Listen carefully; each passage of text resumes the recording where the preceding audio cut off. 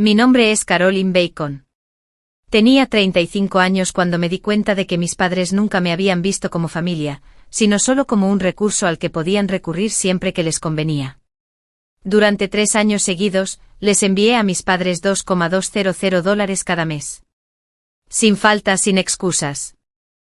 Ni cuando llegaban las vacaciones. Ni cuando me despidieron durante unas semanas y contaba monedas en el pasillo del supermercado. Ni siquiera cuando mi novio renunció a su trabajo porque necesitaba tiempo para encontrar su propósito. Seguí enviando el dinero, diciéndome a mí misma que así era como se veía la lealtad, que aquello era una compensación por los sacrificios de la infancia que nunca podría medir por completo. A mi madre le encantaba decir, la familia es lo primero. Me aferré a esa frase como a una promesa hasta que empezó a sentirse más como una advertencia. Mi hija cumplió 10 años el sábado pasado. Pidió una fiesta temática de unicornios en el patio trasero. Nada lujoso, dijo. Solo unicornios, globos y pastel. Sonreí y dije que sí, luego estiré mi presupuesto discretamente hasta que gritó. Cociné toda su comida favorita. Contraté a una pintacaritas. Incluso alquilé un pony pequeño para que los niños pudieran tomarse fotos. Cada elección se sentía como una pequeña apuesta, pero quería que ella se sintiera especial, especialmente especial para mis padres. Ellos habían estado allí el día que nació. La habían cargado, besado su frente y publicado fotos con leyendas sobre ser abuelos orgullosos. En cada foto parecían devotos. Quería que ese amor se manifestara en la vida real, no solo en recuerdos cuidadosamente enmarcados. Mi novio no ayudó. Dijo que lo haría, luego desapareció tras sus auriculares y habló de grabar un episodio para un podcast que nunca grabó. No discutí con él. Yo se aclara la garganta, no tenía energía. Este día no se trataba de él ni de mí, se trataba de mi hija. La fiesta comenzó al mediodía. A las 12:30 el patio estaba lleno de niños. A la 1 la música estaba fuerte. El pony daba vueltas y la sonrisa de mi hija era amplia y espontánea. Mis padres no estaban allí. Al principio me dije que venían tarde. Mi mamá siempre llegaba tarde. Luego pensé que tal vez el tráfico estaba mal. Tal vez algo había surgido. Llamé a mi mamá una vez, no respondió.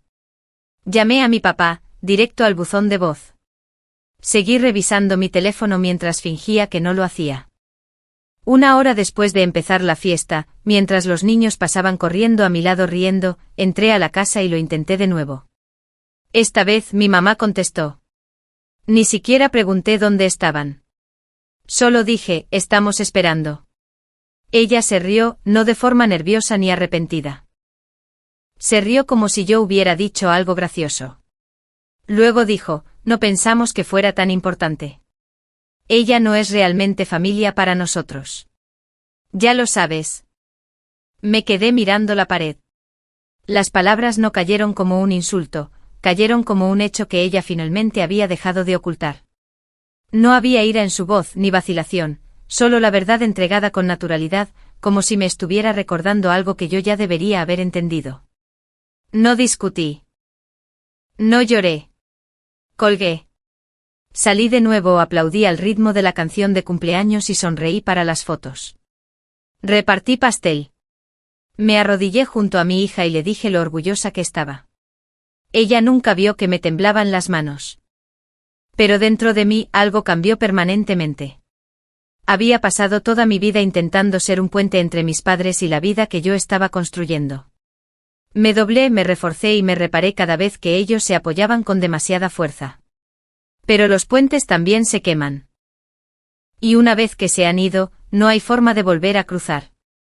Cuando la fiesta empezó a terminar, le dije a mi mejor amigo que necesitaba salir un momento. Él se quedó con mi hija.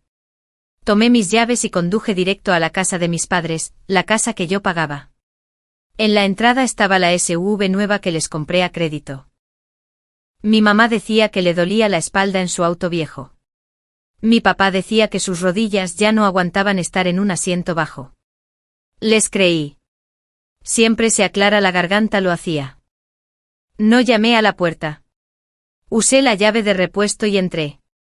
Su casa olía igual, a limpiador, aromatizante y un ligero aroma a café. Se sentía intacta de preocupaciones. Salí de inmediato, arranqué la SUV y salí de la entrada en reversa. No se dieron cuenta hasta que yo estaba a mitad de camino a casa. Mi teléfono empezó a vibrar. Una llamada perdida, luego otra, luego mensajes de texto: ¿a dónde vas con el auto? ¿Qué te pasa? Llámanos ahora mismo. No respondí. Esto no era una reacción, era una respuesta que llevaba 10 años gestándose. Cuando estacioné la SUV en mi entrada, me quedé sentada allí un minuto entero antes de apagarla. La calcomanía de la iglesia todavía estaba en la parte trasera. Un aromatizante de pino colgaba del espejo. Olía a la vida de ellos pagada con la mía. Abrí la guantera y saqué el registro, que aún estaba a mi nombre. Esa noche, después de que mi hija se durmiera abrazando su libro de cumpleaños, abrí mi computadora y cancelé el viaje de invierno a Aspen. Vuelos en primera clase, reservaciones en el hotel, pases de esquí. Todo. Lo había planeado durante meses. Mis padres habían dicho que no podían costear un viaje así sin mí. Ahora no irían en absoluto. Cuando llegaron los correos de cancelación, se los reenvié a mi mamá sin ningún mensaje adjunto. Ella no respondió hasta la mañana siguiente, 10 llamadas seguidas. Contesté a la 11ª. Me preguntó si me había vuelto loca. Me dijo que era una irrespetuosa. Dijo que cancelar el viaje sin consultarlo era cruel. Luego dijo la única cosa que no pude olvidar: tienes que dejar de actuar como si tuvieras el control de esta familia. No discutí. Colgué y bloqueé su número. Luego llamé a la financiera y gestioné que la SUV fuera reposeída voluntariamente. No iba a hacer ni un pago más. Dijeron que alguien pasaría a recogerla en 2 días. No le conté nada de esto a mi novio. Él todavía pensaba que íbamos a Aspen. Todavía pensaba que yo pagaría su equipo de esquí como la última vez. Esa noche, mientras él jugaba videojuegos y mi hija dormía a mi lado, me quedé despierta escuchando el silencio. Por primera vez, no me estaba ahogando en la culpa. Sentí alivio, pero también sabía que esto no había terminado. A mis padres nunca les gustó perder el control, y yo acababa de empezar a recuperar todo lo que ellos creían que les pertenecía. La verdadera tormenta aún estaba por venir. La SUV se la llevaron 3 días después. Desapareció antes del amanecer de forma silenciosa y eficiente, como un pensamiento finalmente ejecutado. Me paré frente a la ventana de la cocina con una taza de café, viendo cómo la grúa la enganchaba. El vehículo todavía se veía nuevo bajo la luz de la calle. Pintura pulida, neumáticos limpios. La misma SUV que mi madre conducía a la iglesia y a sus citas en el spa. La misma que los vecinos admiraban. No me sentí mal. Ni siquiera me sentí nerviosa. Me sentí terminada. Al mediodía, empezaron los correos electrónicos. El primer asunto decía: quemadura, Caroline. No lo abrí. El siguiente era más largo y furioso. Escribió que los había humillado, que los vecinos habían visto cómo se llevaban el auto y que la gente estaba haciendo preguntas. Dijo que los hacía parecer criminales. Luego giró, como siempre lo hacía, hacia una lista de todo lo que habían sacrificado por mí mientras crecía, como si yo no hubiera pagado cada favor 10 veces. Hacia el final escribió: si querías castigarnos, podrías haberlo hecho en privado. ¿Castigar? Esa fue la palabra que eligió, como si yo fuera una niña haciendo un berrinche y no una mujer adulta cerrando un grifo después de una década de ser drenada. Marqué el correo como no leído y lo moví a una carpeta que etiqueté como documentación. No esperaba lo que vino después. Ese sábado mi prima Jessica llamó. Su voz era vacilante, como si no estuviera segura de si debía hablar conmigo. Me preguntó cómo estaba y luego hizo una pausa demasiado larga. Le pregunté qué pasaba. Me contó que mis padres habían organizado una barbacoa la noche anterior, una reunión familiar completa. Todos estaban allí. Todos excepto yo. Cuando surgió mi nombre, mi madre se puso de pie en la sala y les dijo a todos que estaba preocupada por mí. Dijo que me había estado aislando, que actuaba paranoica y que me negaba a hablar con nadie. Luego se acercó y bajó la voz de la forma en que lo hace cuando quiere que la gente escuche. Dijo que temía que yo pudiera estar metida en drogas. Jessica dijo que algunos familiares se veían incómodos. Otros asintieron como si la explicación tuviera sentido, como si llenara los huecos que mi madre había creado cuidadosamente. Mi padre se sentó en el patio con una bebida y no dijo ni una palabra. No la corrigió. No la detuvo. Nunca lo hace. Jessica solo me lo contó porque no le pareció correcto. Sonaba culpable, como si se sintiera cómplice solo por estar allí. Cuando colgué me quedé muy quieta. Ser traicionada en silencio es una cosa. Ser reescrita públicamente como alguien inestable ante las personas que alguna vez te cargaron de bebé es otra muy distinta.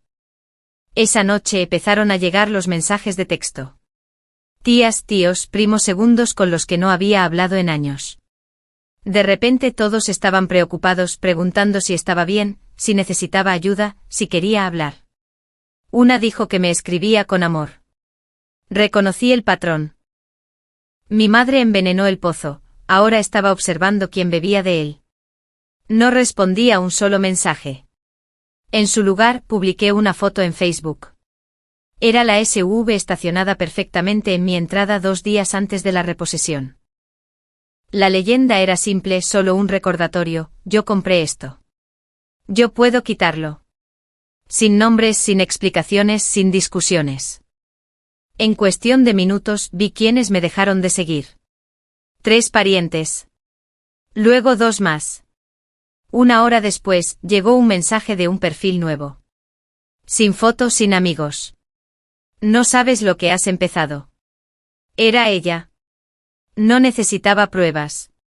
Pero se equivocaba. Yo sabía exactamente lo que había empezado. Después de eso, todo quedó en silencio. Ni llamadas, ni correos, ni perfiles falsos. Un silencio así no significa paz, significa planificación. La vida siguió moviéndose en la superficie: trabajo, almuerzos escolares, platos en el fregadero, mi novio todavía en el sofá hablando de lo que estaba a punto de hacer. Nada se veía diferente, pero todo había cambiado. Me había salido de la fila y ellos estaban decidiendo cómo obligarme a volver a entrar. La primera grieta vino de un número que no reconocí. Dejé que se fuera al buzón de voz. Una mujer de una empresa de alquiler de muebles: señora, usted no está en el contrato de arrendamiento. La policía está en camino. Se me cayó el alma a los pies. Antes de que pudiera devolver la llamada, mi teléfono sonó de nuevo. Esta vez era mi madre. Jadeante, urgente. Esto es lo que le estás haciendo a tu propia hermana, dijo. Mi hermana se hizo esto a sí misma, respondí. Y no lo arreglas tomando mi hogar. Intentó interrumpirme, no la dejé. Tú le diste permiso. Ella es sensible, espetó mi madre. No quiso hacer ningún daño. Mi padre intervino finalmente, diciéndome que estaba siendo cruel. Ahí estaba esa palabra de nuevo, cruel. Como si yo hubiera cruzado alguna línea invisible que a ellos se les permitía cruzar libremente. Estoy siendo clara, dije. Luego terminé la llamada. 20 minutos más tarde, llegó un mensaje del señor Haskins, mi arrendador. La policía la escoltó fuera. Cerraduras cambiadas, llaves nuevas en la oficina. Ella afirmó que usted le dio permiso. Mi mano. Realmente lo hicieron. Cuando llegué a casa esa noche, el departamento se sentía mal. No faltaba nada grande: un portarretratos volteado boca abajo, un gabinete ligeramente abierto, las sábanas no estaban. Lo suficiente para sentirme violada.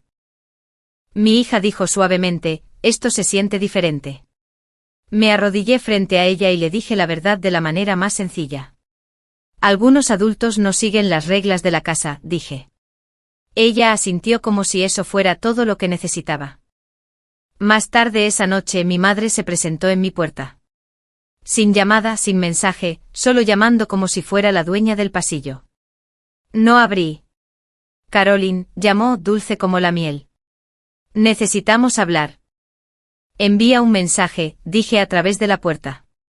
Hablaremos después. Su tono cambió instantáneamente. No seas dramática. Tu hermana está llorando. Los niños están confundidos. La avergonzaste. Ahí estaba, dije en voz baja. Esa es la línea. Ella siseó que yo había llamado a la policía contra la familia. Le dije que llamé a mi arrendador, la policía vino porque mi hermana entró por la fuerza. Intentó suavizar el tono de nuevo. Dijo que mi hermana era frágil. Dijo que yo estaba exagerando. Cruzaste un límite legal y personal, dije. No discutiré esto. ¿Y ahora qué? Espetó ella. La estás castigando. Estoy protegiendo a mi familia, dije. Luego me alejé y dejé que siguiera llamando a la puerta en medio del silencio. Las llamadas siguieron durante días. Los parientes decían que yo era cruel. Mi hermana le decía a la gente que la dejé a ella y a sus hijos en la calle. Mi padre dejó un mensaje de voz diciendo, «Esta no eres tú».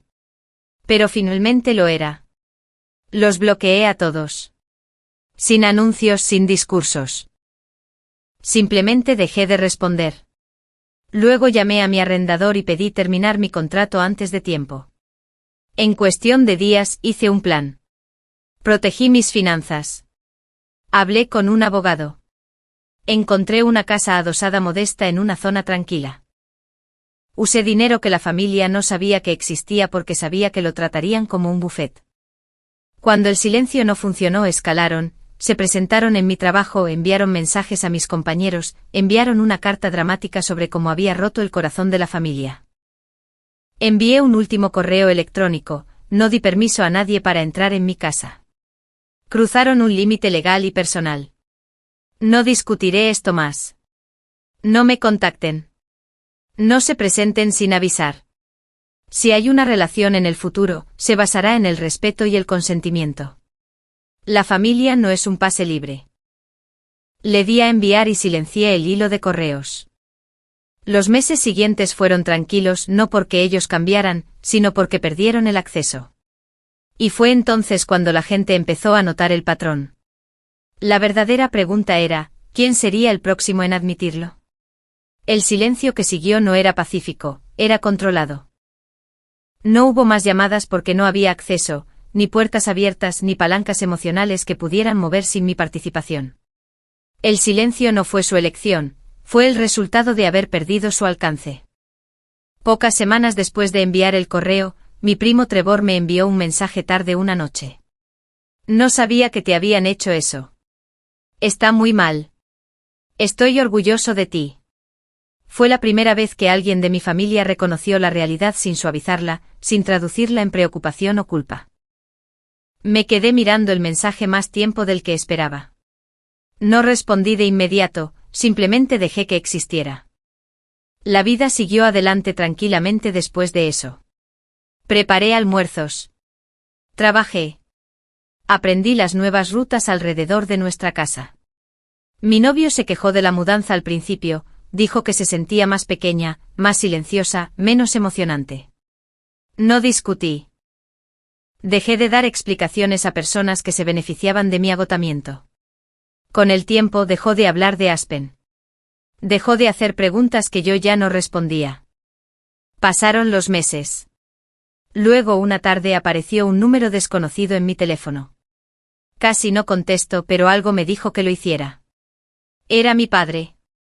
Sonaba cansado, no enojado, no autoritario, simplemente agotado. No empezó con acusaciones. No me dijo que había hecho mal. Dijo, yo no me fui. Yo seguí adelante, respondí. Hubo una larga pausa.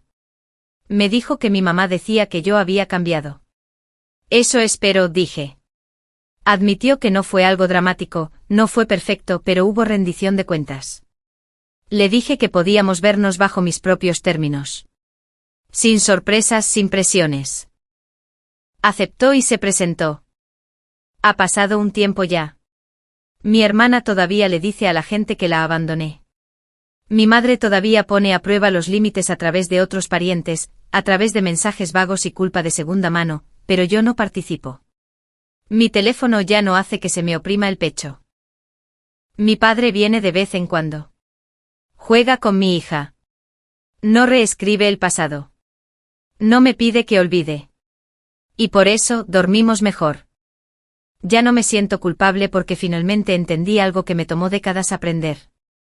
Este era un sistema familiar construido sobre el acceso sin consentimiento. Los límites no se respetaban, se empujaban hasta que yo colapsaba. Y cuando dejé de colapsar, me convertí en el problema. Los límites no son un castigo. Son claridad. No gané discutiendo. No gané dando explicaciones. Gané tomando medidas calmadas e irreversibles, asegurando mi espacio, cortando el acceso y eligiendo avanzar en lugar de buscar aprobación. Así que pregúntate esto, si alguien cruzara una línea así de profunda, ¿seguirías llamándolo ayuda? ¿O finalmente lo nombrarías por lo que es y protegerías lo que es tuyo?